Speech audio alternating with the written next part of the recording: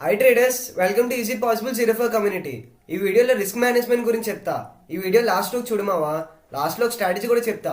ఆ strategy 100% work అవుతుంది. పేరు రిస్క్ మేనేజ్మెంట్ అంటే నువ్వు ట్రేడింగ్ లో తీసుకున్న రిస్క్ ని మేనేజ్ చేయడం. ఎలా మేనేజ్ చేయాలి? Risk per trade, stop loss use చేసి. రిస్క్ పర్ ట్రేడ్ అంటే ఏంటి? రిస్క్ పర్ ట్రేడ్ అంటే నువ్వు ఒక ట్రేడ్ లో ఎంతైతే అమౌంట్ లాస్ అవడానికి రెడీ కొన్నావో దాన్ని రిస్క్ పర్ ట్రేడ్ అంటారు. ఈ పాయింట్ ఎప్పటికీ మర్చిపోకండి. నీ క్యాపిటల్ 1 or 2% కన్నా ఎక్కువ రిస్క్ చేయకండి. సపోజ్ నీ క్యాపిటల్ 50 అనుకో, 500 or 1000 కన్నా ఎక్కువ రిస్క్ చేయకండి. మరి ఎన్ని షేర్స్ తీసుకోవాలి? దీనికి ఒక ఫార్ములా ఉంటది. నువ్వు ఎంతైతే అమౌంట్ లాస్ అవడానికి రెడీగా ఉన్నావో దాన్ని రిస్క్ పర్ షేర్ తో డివైడ్ చేయండి. మనకు ఒక వాల్యూ వస్తుంది.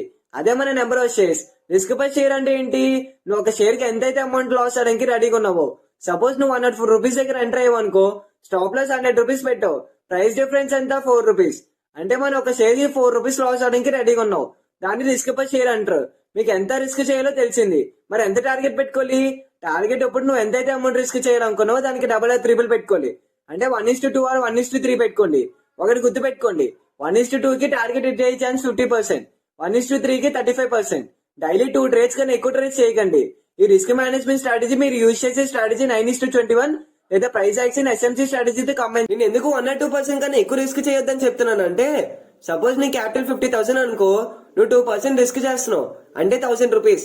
అప్పుడు నువ్వు 50,000 తో 50 ట్రేడ్స్ చేయగలవు. కానీ అదే నువ్వు 50,000 లో 10% రిస్క్ చేసావు అనుకో, నువ్వు 10 ట్రేడ్స్ మాత్రమే చేయగలవు. 10 ట్రేడ్స్ ఎక్కడ, 50 ట్రేడ్స్ ఎక్కడ? లాస్ట్ లో మీకు స్ట్రాటజీ చెప్తానన్నా కదా, క్లియర్ గా వినండి మావా.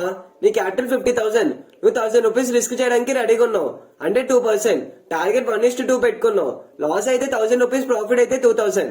ఒక మంత్ కి 20 ట్రేడింగ్ డేస్ ఉంటాయి అనుకో. ఫస్ట్ 10 డేస్ నీకు ప్రాఫిట్ వచ్చింది అనుకో, లాస్ట్ 10 డేస్ నీకు లాస్ వచ్చింది అనుకో. ఫస్ట్ 10 డేస్ నీకు వచ్చిన ప్రాఫిట్ ఎంత? 20,000. లాస్ట్ 10 డేస్ నీకు వచ్చిన లాస్ ఎంత? 10,000.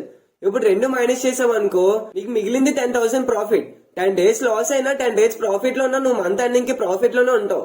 ఈ strategy 4x stock market, crypto ఏ మార్కెట్ లోనే వర్క్ అవుతుంది. పెద్ద పెద్ద ట్రేడర్స్ అందరూ రిస్క్ మేనేజ్మెంట్ స్ట్రాటజీని ఫాలో అవుతారు. వీడియో నచ్చితే లైక్ చేసి సబ్స్క్రైబ్ చేయండి మావా. మీరు చేసే ప్రతి సబ్స్క్రైబ్ నాకు ఇంకా ఎక్కువ వీడియోస్ చేయడానికి మోటివేషన్ గా ఉంటుంది. మీకు ఏమైనా డౌట్స్ ఉంటే కామెంట్స్ లో అడగండి మావా.